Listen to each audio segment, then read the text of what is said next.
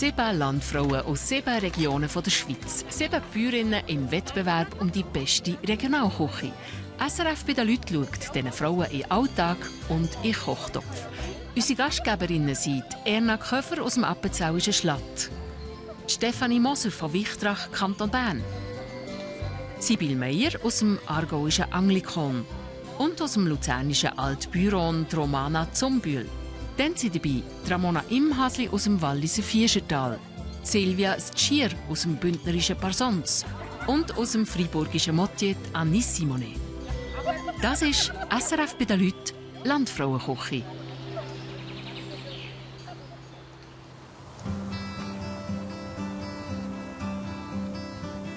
Der Auftakt zur Landfrauenküche findet dieses Jahr in Appenzell-Innerrhoden statt. Vis-à-vis vom Alpstein liegt das Dörfli Schlatt. Hier wohnt Erna Köfer mit ihrem Mann und ihren 4 Töchtern. In ein paar Stunden kochen sie hier einen 3-Gänger und hier nehmen 6 Landfrauen Platz. Aber wo ist die Gastgeberin?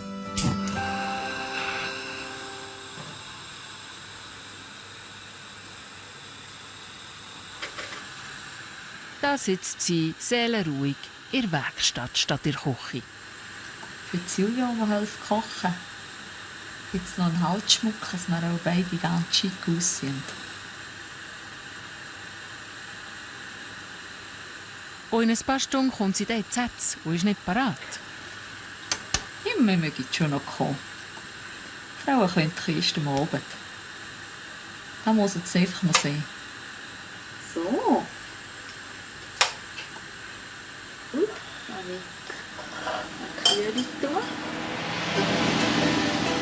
Im Postauto sind die Landfrauen schon unterwegs. Sie sind aus den Kantonen Aargau, Freiburg, Bern, Luzern, Graubünden und dem Wallis angereist. Heute treffen sie sich zum ersten Mal für ein Wettessen und sind gespannt, was Erna Köfer kocht. Von der Erna erwarte ich eigentlich, dass sie etwas Schweiniges auf den Tisch stellt, wo sie daheim Schwinkeni hat. Könnte ich mir vorstellen, ein Cordon Bleu, das ist also ein Appenzeller Cordon Bleu. Ich denke, ich werde hier ein Menü essen heute Abend, das ich noch nie hatte. Ich habe das Gefühl, sie kochen sehr bodenständig, etwas Traditionelles vom Appenzeller. Und ich denke, zum Abschluss gibt es noch einen Appenzeller. Du willst gerne doppeln, gell? Ja, sicher. Prost, Silvia. Erna. Erna Köfer und ihre Nachbarin Silvia Fuchs kochen das Essen zusammen kochen. Ja, gut, hast du ausgelesen. Wir haben hier eine Weile gehabt. Ja, sag nichts. Yeah! Bist du ein? Ich hauche dich noch ein bisschen an. Die Glasperlenkette für Silvia ist rechtzeitig fertig geworden. Oh, die ist denn schön, du. Hä? Gell? Die richtige Sauce ist sie. Ja.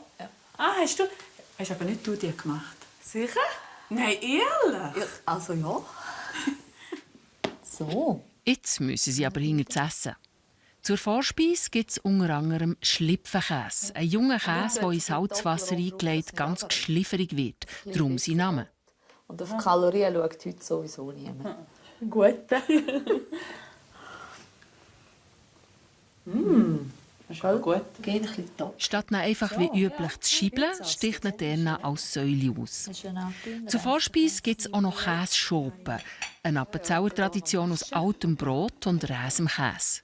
Dazu noch Salat und eine kalte Gurken-Joghurtsuppe.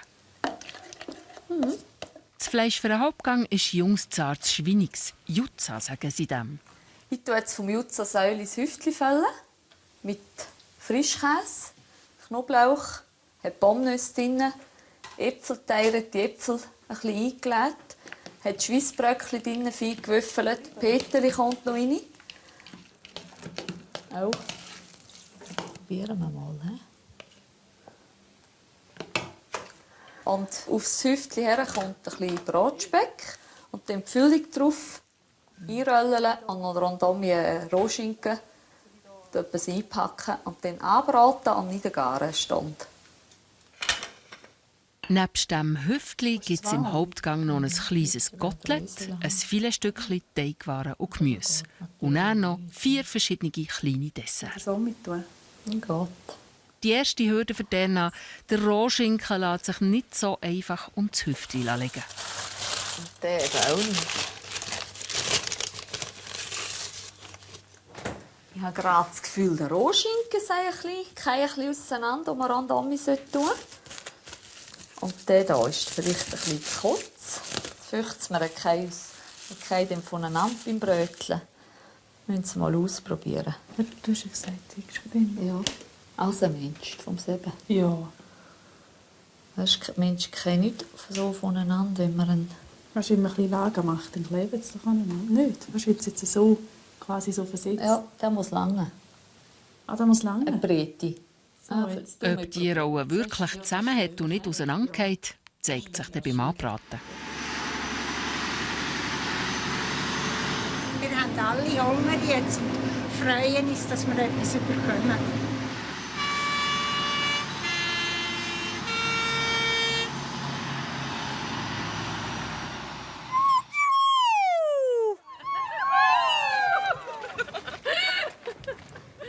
Hallo!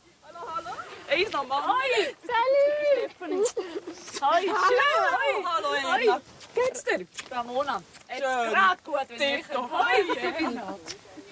Die ganze Familie Köfer begrüßt die Landfrauen. Ich begrüße Sie eben ganz herzlich hier bei uns in Schlattoben. Mich freut es riesig, dass Sie zu uns kommen, dass die Landfrauen zu uns kommen. Und besonders freut mich das wunderbare Wetter. Blumen, Nein, ist es schwarz. Also wir füllen die 2 Tage nicht an. Ja. Ja, wir sind Prost, Erna. Zum Wohl.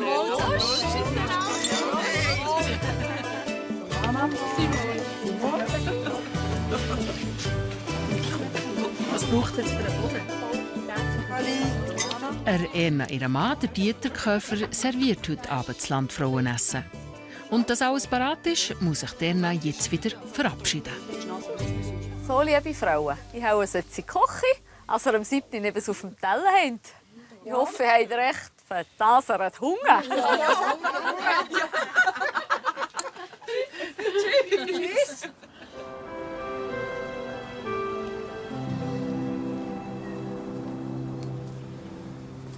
Bei Köfers hat Erna die Verantwortung für den Stall. Ihr Mann, der Dieter, ist Chauffeur und den ganzen Tag unterwegs. Jeden Morgen besorgen sie ihre Säue, die im Stall nebendran im 1. Stock sind. Unten schaut der Nachbar Albert Fuchs zu seinen Kühen. Hoi. Guten Morgen. Schon wieder fleissig. Nacht, ich bin eben... Ich muss es dann noch auslassen. Könntest du am Donnerstag noch Jagd und Ankabi tun? Ja, das kann ich schon machen. Wenn wir den Fechwagen abbauen. Letztes Jahr haben die Köfers einen neuen Stall gebaut und mit dem Albert eine Stallgemeinschaft gegründet. Er zahlt die Köfers für die Stallnutzung eine Miete. Mit dieser Stallgemeinschaft können wir ein bisschen aufstocken. Mit den Säuen vor allem. Und bei den Kühen konnte man einen Laufstall machen. Und ja, der Albert ist einfach alle um, wenn ich Hilfe brauche. Ich kann ihn rufen, also ist mal gegenseitig. Und ja, wir haben jetzt einfach einen 20-jährigen Vertrag gemacht. Und bis dann sind wir alle pensioniert und hoffen, dass wir gesund bleiben. Nach dem Schwatz geht es zu den Säuen. Erna hat etwa 50 Muttersäue und eine moderne Sauzucht aufgebaut. Dass sie den Hof vor fast 20 Jahren von ihrem Vater hat übernommen hat, war etwas Außergewöhnliches. Habt ihr Pause? Willst du noch? Also wir hatten früher schon Sauen, kennt habe ich schon. Aber ich habe nie geglaubt, dass ich das mal mache, in jungen Jahren. Ja, dann ist mir da dran hineingewachsen und mit meinem Vater zusammen haben wir dann die Sauen gefuttert und gearbeitet mit ihnen. Und dann zumal hat man dann übergeben. Dann war ich der Chef und er hat mir geholfen. Dass ich jetzt den Stall führe, das ist jetzt weltweit nicht die Norm. Aber heute muss man flexibel sein. Und sollten auch die Bauern, die Freude haben, den Stall machen. Und ich habe natürlich gefreut. Ich kann mich hier ein bisschen entfalten und kann etwas lernen. Und macht mir Freude, ist interessant.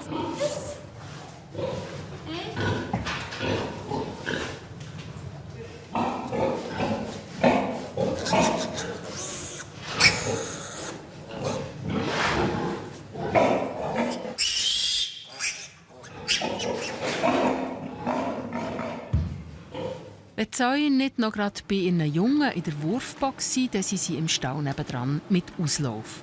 Die jungen Säule bleiben bei der Erna, bis sie 25 Kilo schwer sind und nachher kommen sie in einen Mastbetrieb.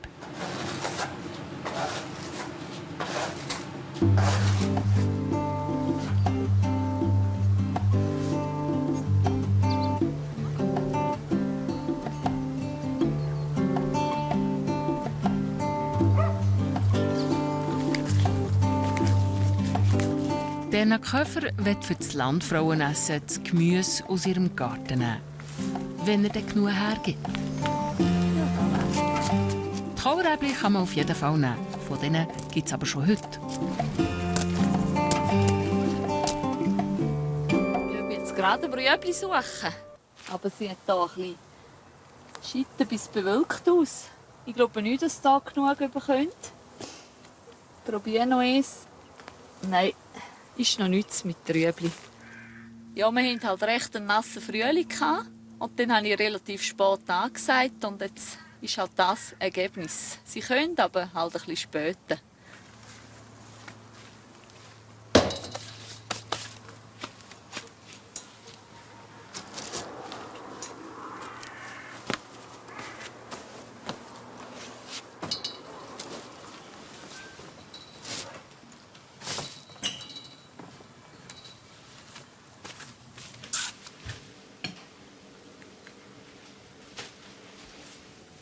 Erna hat bei ihrer Mutter und im Haushaltslehrjahr gelernt kochen.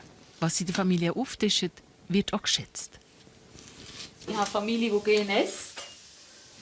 Und ich verwende gerne meine eigenen oder unsere eigenen Produkte, die wir haben.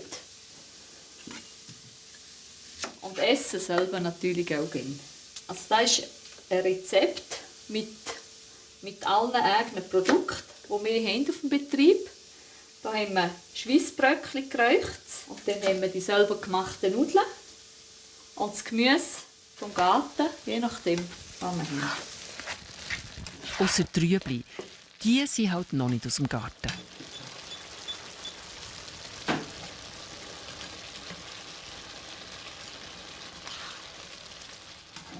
Das Gemüse und die Würfel vom Schweinsbröckli werden zusammen angedünstet.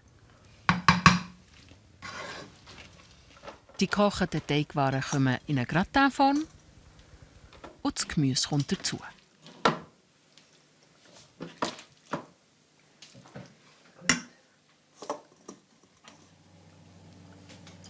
Am Schluss über alles geriebenen Käse streuen, wo im Ofen die feine Kruste gibt.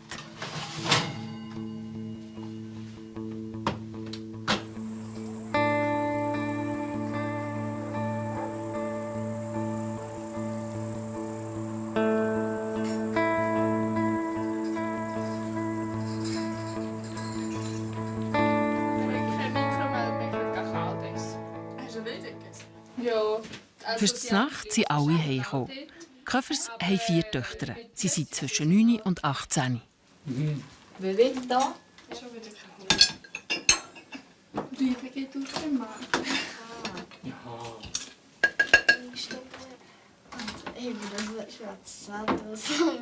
Die Lorena und die Alexandra sind die Jüngsten und haben gerade die Schulferien.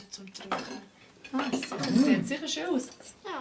Simon links und Jacqueline sind die älteren 2 und machen beide eine Lehre. Wenn du gerade eine Ecke zu viel abschleifst, musst du gerade wieder neu anfangen. Ja, ich meine, das sind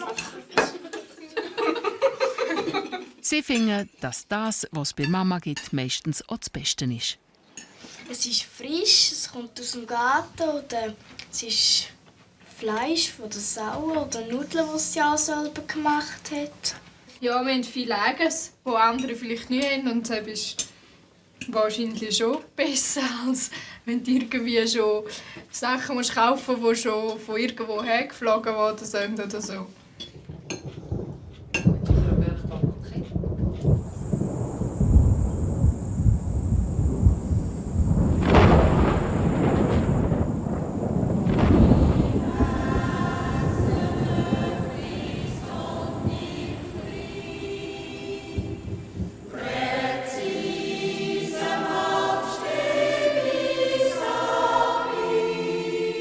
Am Abend hat Erna noch Chorprobe in der Kirche in Schlatt.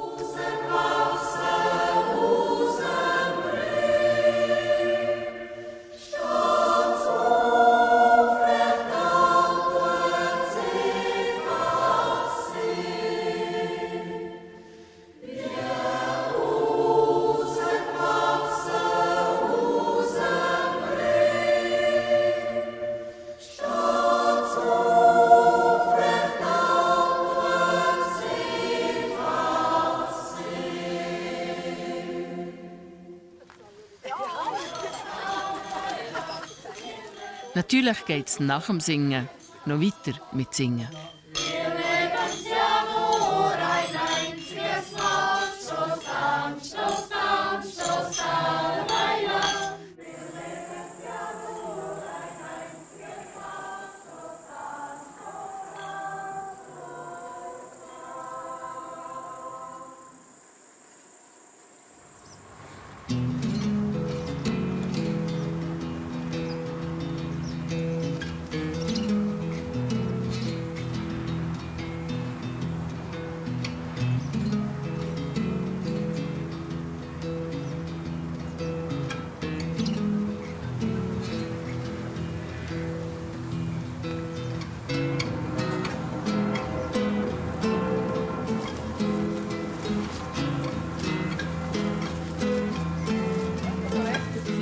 Aufgemacht. Hoi, Erna. Bist du fit? Silvia Fuchs ist Erna ihre Nachbarin und hilft am Samstag kochen. Heute kommt sie die Tischdekoration fertig machen. Die 2 Frauen arbeiten Hand in Hand zusammen. Wir haben es einfach alle glatt miteinander und wir wissen, wir müssen gerne davon schwätzen, wir wissen gerade, was man muss. Ja, genau. Wir können miteinander einfach gut und wir wissen fast, was der andere denkt. Ja, gell? Das sind jetzt gleich schon bald 20 Jahre. Und dann lernt man eben immer gut kennen. Für die Landfrauen machen sie das traditionelle Reisesäckchen. Mit dem Namen bestickt bekommt jede ihr eigenes. Also mit dem Reissäckchen sind einmal die mächtigen Männer ins Dorf und haben das Brot und postet halt und da so über den Buckel hergenommen. Manchmal haben sie es dann schon gerne zusammengeknüpft und dann vorne und dann hinten runter. Und so mit dem braunen Häs sind sie einmal ins Dorf. Mal, sie haben. Und für mich symbolisiert halt das Reissäckchen auch das Bödeli, das jedes trägt. Vielleicht. Ja, ich würde es mir eben gerade etwa so viel rausschauen lassen. Dann steht es. Gut. Gut. Brösli möge ich gerade zu auf den Samstag. Ja. Gut. Hast du noch alles? Ja. So. Es ist Nachmittag. Der Dieter ist früher heimgekommen, weil Erna noch mit ihm wandern will. Der Dieter ist ursprünglich Aargauer. Die 2 haben sich vor 24 Jahren auf der Skipiste gelernt kennen. Ja, gut. Ja. Ist gerüstet.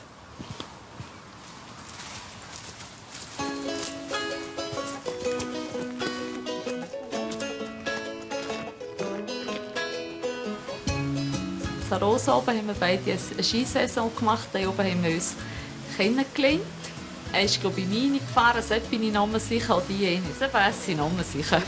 Und sind jetzt eben gerade heute 20 Jahre geheiratet.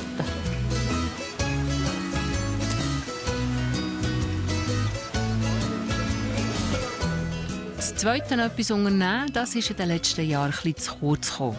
Es ist ja dauernd irgendetwas. Mit dem Betrieb oder mit dem Verein. Aber ich rechne, das wird sich dann jetzt schon langsam mal ein bisschen beruhigen. Alles. Wenn die Kinder ein bisschen grösser sind und nicht mehr so viel brauchen, dann hoffe ich, könnte man dann schon mehr machen miteinander. Die Wanderung auf die Seealp ist auch nicht nur fürs Zusammensein, sondern auch für das Landfrauenessen. Ich würde gerne für die Landfrauenessen Schlipferkäse machen. Und ich finde einfach, sie machen in der Seealp einen ganz feinen Schlipferkäse, Daniela und Hans.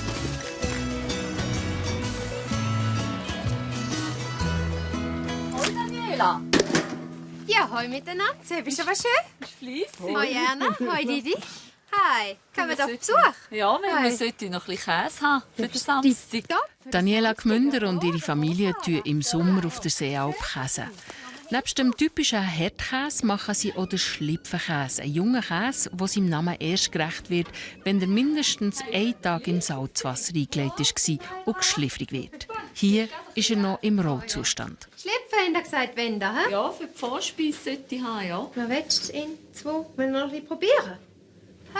Ja, Du checkst Mal schauen, ob er gut ist. Schau du. Magst du nicht geben? Danke. Mal schauen, ob er gut ist. Danke. Ganz ganz gut. Gieren jetzt halt noch um. Ist jetzt schon 4-tägig. Ist richtig gut. Mal den heute gehen. Einen halben an der ganzen. Halb an der ganzen? Ja, ja. Ist gern. Und von der Höhe her spielt es keine Rolle? Ja, gerade den nächsten noch. Der? Ja. Gut. Tipptopp. Wunderbar. Okay. Schön einpacken.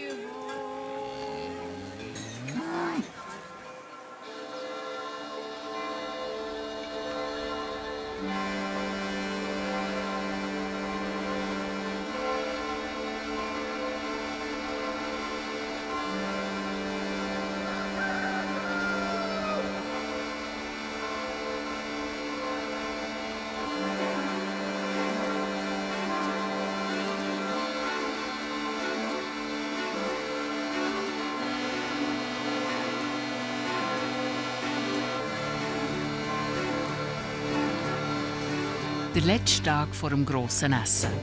Derna muss sich gut vorbereiten. Sie hat ein Menü mit verschiedenen Häppchen, fast wie an einem Buffet, wo alle gleichzeitig parat sein müssen.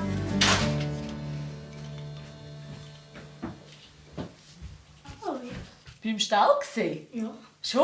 Ja. Beim Nicola? Ja. Und? Mit dem Messer. Schon? Ja, wir haben ein bisschen im Auge geholfen. Ja. Gell? Gehst du in noch in Stall legen? Ja. Die Marinade ist für das Kotelett.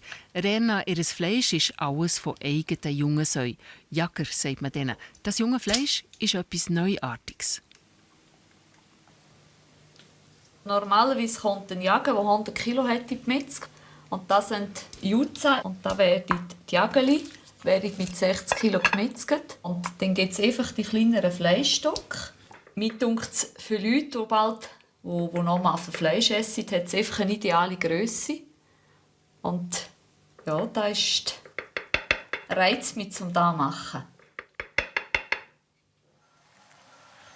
Wie schon letztes Jahr servieren auch dieses Jahr die Männer den Landfrauen zu essen. Das liegt dem Dieter ein bisschen auf dem Magen. Darum hat er entschieden, im Bärenschlatt ein paar Tipps zu holen. Ist schon eine Unsicherheit dahinter. Es hat wahrscheinlich Leute darunter, die relativ hohe Ansprüche an die Gastronomie haben. Da sollte man sich schon entsprechend bewegen um das Ganze herum. Wir servieren von rechts. Sonja Rechsteiner zeigt dem Dieter ein paar wichtige Grundsätze. Und dann nimmt man die rechte Hand. Geht jetzt in die rechte Hand.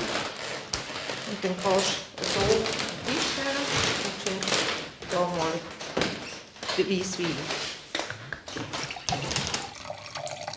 Du darfst ein bisschen mehr schinken. Die Herausforderung für den Dieter werden aber die kleinen Gläschen auf dem Dessertteller sein.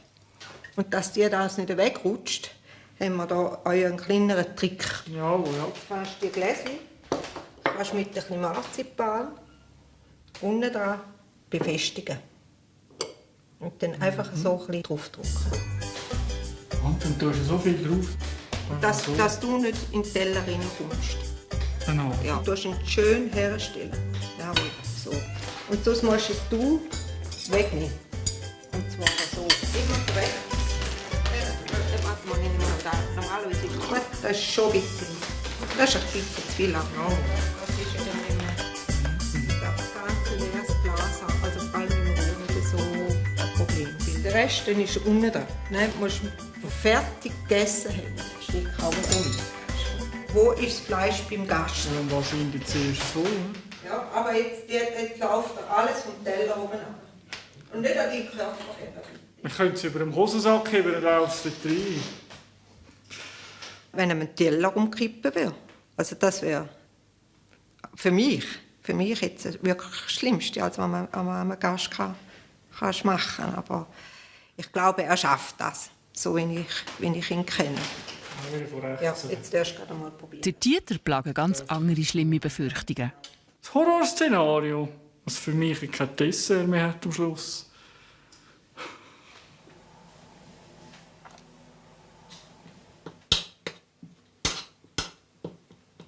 Dena weiss schon, warum sie das Dessert vorbereitet, wenn der Dieter nicht im Haus ist.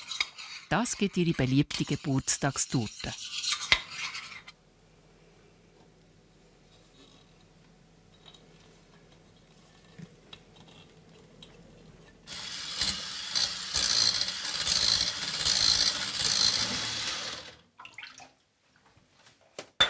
Das ist das Rezept von meiner Mutter noch. Sie hat die für uns alle gemacht. Wenn wir Geburtstag hatten, haben wir die wünschen.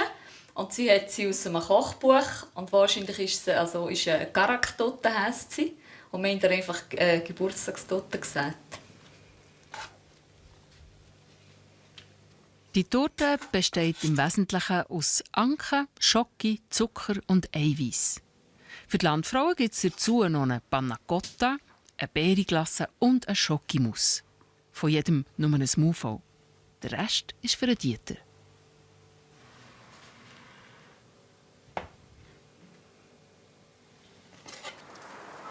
Gegen Abend ist Dena unterwegs zum Waldrand hinter dem Haus, unter dem Arm die Panflöte. Ich fühle mich richtig danach, als ich jetzt hier oben stehe und ein bisschen am Weg einschauen kann. Und ich habe so Freude, dass es schön Wetter ist. Und jetzt habe ich das Gefühl, das passt mir gerade zum Vorbereiten auf den Montag.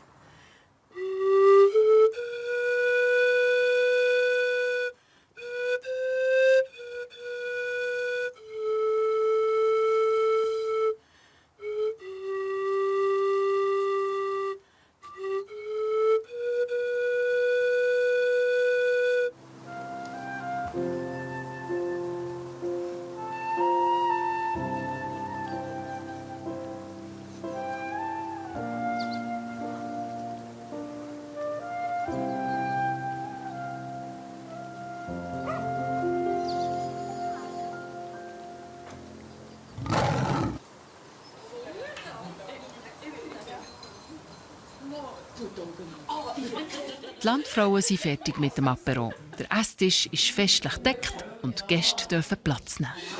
Es hat hier auf diesen Säckchen ist angeschrieben, wer wo sitzt. Ramona ist hier, ja.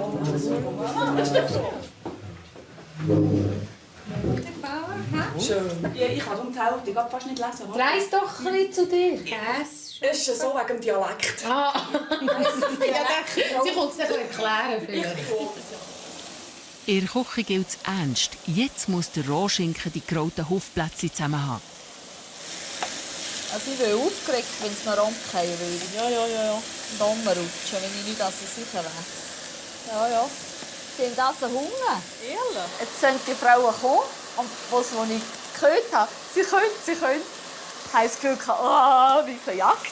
Und als die Hosen und die erste Dame genommen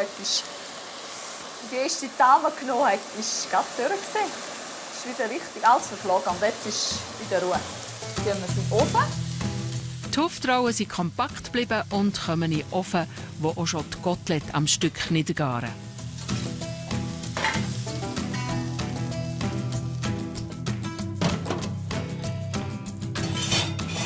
So, gut. Weißt du noch, wo wir es hergetan haben? Ja.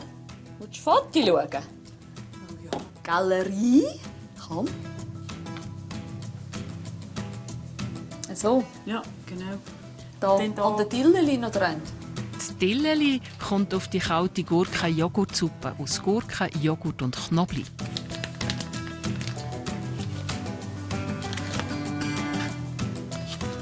Ein paar Säulen vom Schlipfenkäse auf den Tauerrand und im letzten Moment müssen noch die Käseschoben gemacht werden. Die sollten ein bisschen warm sein beim Servieren.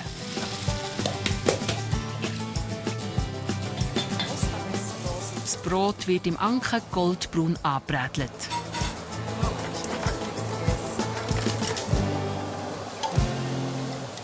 Drüber kommt die Masse aus Räsem Käse, Milch und Niedeln. Ist gut hier, es darf 6 sein. Ist gut, ja. Ist gut. Und nachher kannst du das Fleisch schneiden. Erna muss jetzt in die Stube, ihren Gästen das Menü vorstellen und das Kochen für einen Moment der Silvia überlassen. Ich habe noch nie Kässchoppen gemacht, weil Probekochen hat die alte Erna gemacht. Aber ich glaube, es kommt gut. So, habt ihr euer Plätzchen gefunden? Danke sehr. Schon schön. Also ich will euch noch gerne das Menü vorstellen. Zur Vorspeise gibt es einen Vorspeisenteller mit 4 verschiedenen kleinen Vorspeisen. Ich habe mich nicht recht entscheiden, was ich machen soll. Ich denke, dann mache ich halt ein bisschen speziell. Es hat Appenzeller-Spezialitäten. Ist zum Beispiel Kässchoppen oder Schlipferkäse ist eine Appenzeller-Spezialität. Und dann zum Hauptgang gibt es vom Jutza-Säuli. Das ist eine Jungsäule, hat etwa 60 Kilo gemetzelt. Gibt es 3 verschiedene Fleischstückchen mit selber gemachten Nudeln und Gemüse. Und zum Dessert haben wir eben auch nicht entscheiden, was ich soll. Und dann zeige ich Ihnen, ihr müsst gerade alles probieren. Ich hoffe, ihr habt einfach ganz verrückten Hunger. Und wünsche euch einen guten. Merci.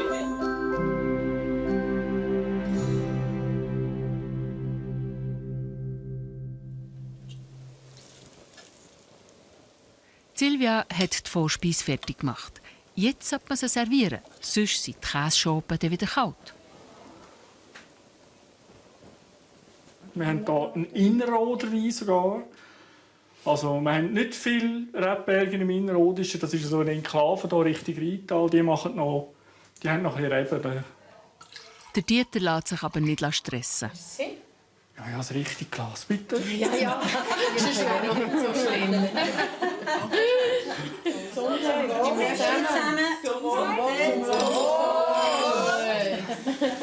Soße anlegen? Ja. Also wenn ich dann drüber gehe. Du bist grösser als ich. Jetzt musst du die Vorspeisen so von der Frau her tun. Mit der Kässchoppe? Mit der Kässchoppe gegen Führung. Mit Schlipferkäse gegen Person? Ja, gegen den Kässchoppen gegen Führung. Gut. Schauen wir mal. Dann am weitesten weggehen. Da hat die Vorspeise. Die Vorspeise kommt gleich noch warm auf den Tisch. Excuse. Jawohl. Vielen Dank. Yes. So.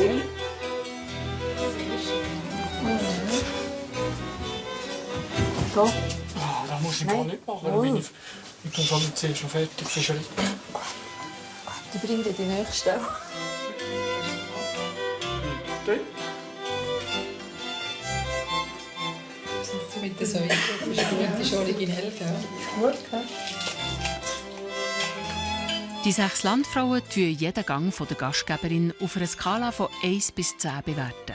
Es hat Kriterien, wie das Essen schmeckt oder wie es präsentiert wird. Während der Bewertungen dürfen sie nicht reden.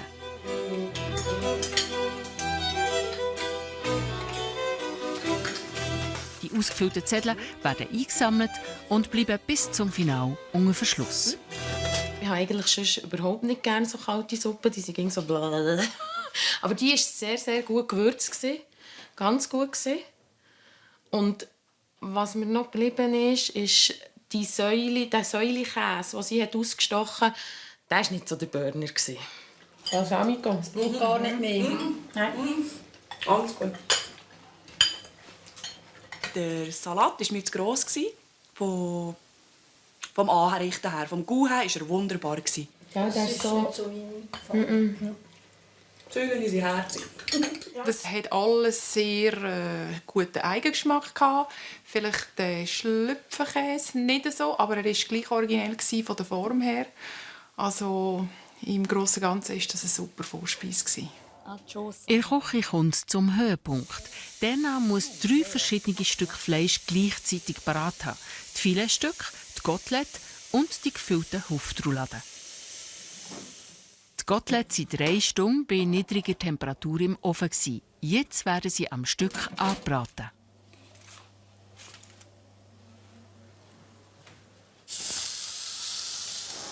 Silvia? Ich habe nichts gemacht. Ganz bald. Aha.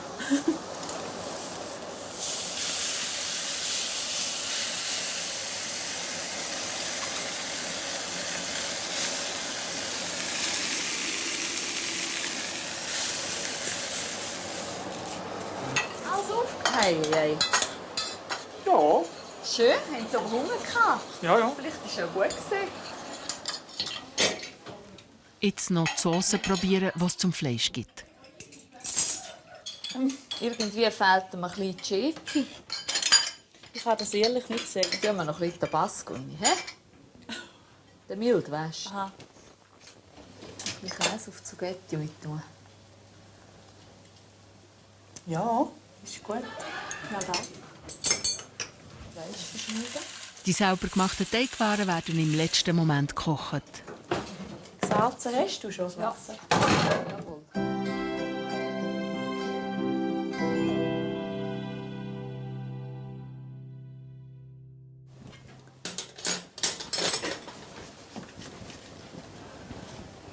Ist gut. Ist noch nicht ganz. Das Kotelettstück ist noch eine Idee zu rosa. Zum Glück kann es noch ein paar Minuten in den Ofen zurück. Wir schneiden hier gerade einmal das Fleisch noch. Das gerollte Hüftli ist nachher und vergeht nicht. Heiß, wäre noch hier gewesen. Die Teigwaren sind durch. Das Timing hat der Dieter wahrscheinlich gerade aus den Socken gehauen. Ah nein, legen Sie, ist gutes Fleisch. Ist gut? Ja, jetzt ist spannenblutig.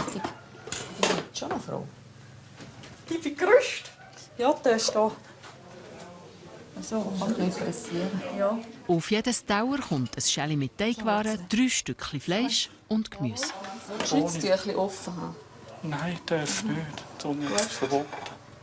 Nein, So. das ist einfach auf der Anrichte hinterher ziehen. Aha. Genau, Also. wie willst du jetzt? Das Fleisch gegen Führer. Gegen Ist Frau. gut gegen die Das Frau. geht nicht.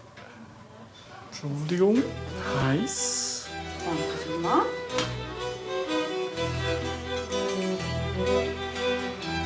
Danke vielmals. Bitte. Gut. Ja, super. Wäre gut. Merci vielmals. Ja, bitte. Einen guten Miteinander.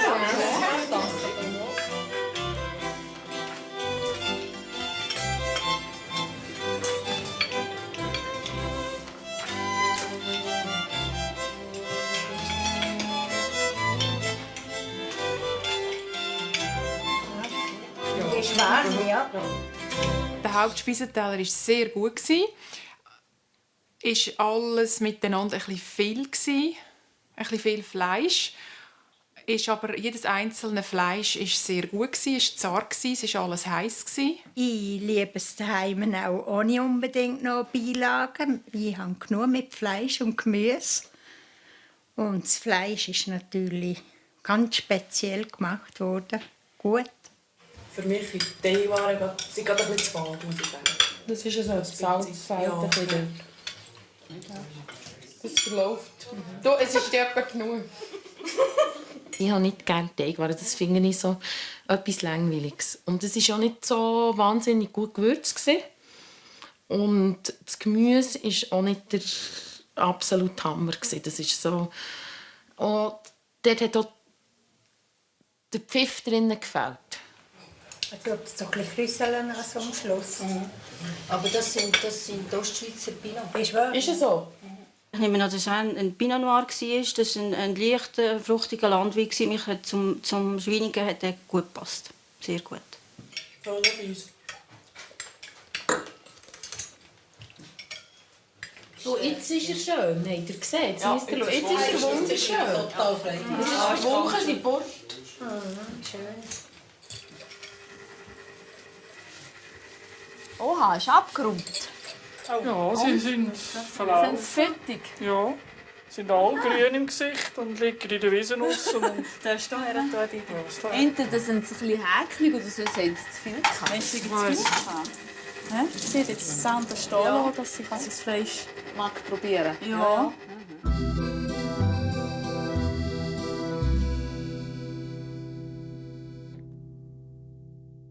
Das letzte Mal haben wir es. Weil sich der noch nicht entscheiden konnte, gibt es 4 Desserts auf einem Tauer.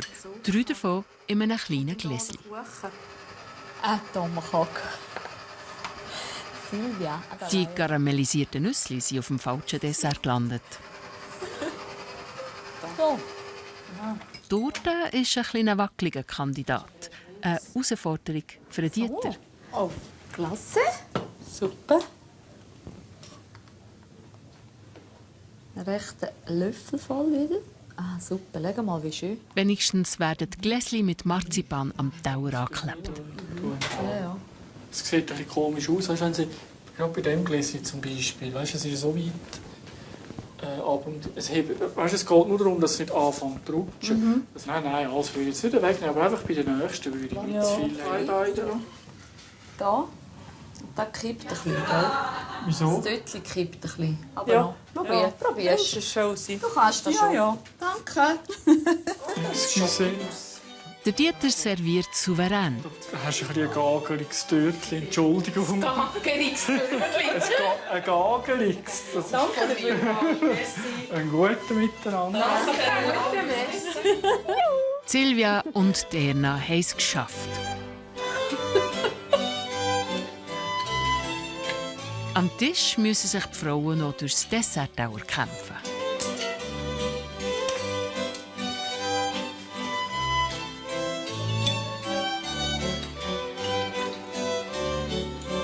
Ich bin sehr ein süßer Mensch. Und die Panna Cotta war mir gerade ein bisschen zu. Ja, also gerade, ja. Ich habe es auch gerade nicht aufgegessen, aber sonst der Rest war wirklich sensationell fein. Mir hat gepasst, dass die 4 Desserts 3 süße Komponenten hatten und das 4. nachher ins Säuerliche hineingegangen ist. Das hat mich genau, das hat den Pfiff drin hineingegeben. Das ist finito. Das bis dahin ist gegessen. Ich bin immer so. Hast du noch meinen Löffel? Nimm die Gabel, du hast ja noch Gabel. Hast du den anderen? Oder vielleicht ein anderes Gefäß? Aber Eltern, das ist chancenlos. Ich komme so viel. Sie hat auch das Gefühl, sie ist schon so viel Brett, das längt so. Also ich komme auch nicht runter. Kommst du auch nicht an? Nicht Löffel. Aber ich muss sagen, mit dem Gäbeli geht es nicht so gut. Nein, ja. Weißt du, wir sind flexibel. Wir sind nicht kompliziert. Es ist einfach schade, man kann es nicht ausmachen. Ich liebe das, so kleine, verschiedene Portionen auf einem Teller. Man kann ein bisschen von allem probieren. Und es war auch alles sehr gut. Oh, es waren so kleine Verinen.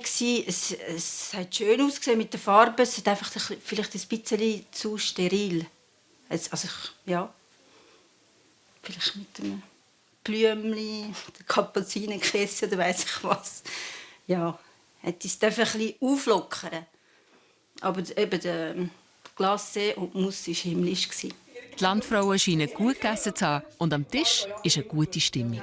Das Tüpfchen auf mich war noch, wir haben den ganzen Abend den Sentis gesehen, wie er im Sonnenuntergang wie er sich präsentiert hat. Ich muss sagen, ich habe mich einfach super wohl gefühlt.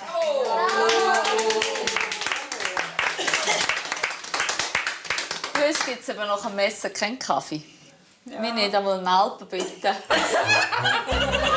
Oder eben so einen cremigen. Was hättest du gegeben? Einen bitteren. Einen bitteren? Ja, gerne. Gut. Besten Dank.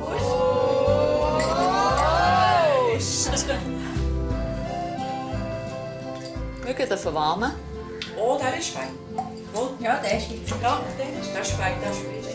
Erna Köfer hat die Kocherei hinter sich. Stefanie Moser aus Wichtrach bei Bern empfiehlt die Landfrauen nächsten Freitag. Und schon am Montag ist sie am 11:20 auf Radio SRF 1 mit einem persönlichen Rezept zu hören. Wer von den 7 Landfrauen den diesjährigen Kochwettbewerb gewinnt, kommt am 9. November im Finale aus.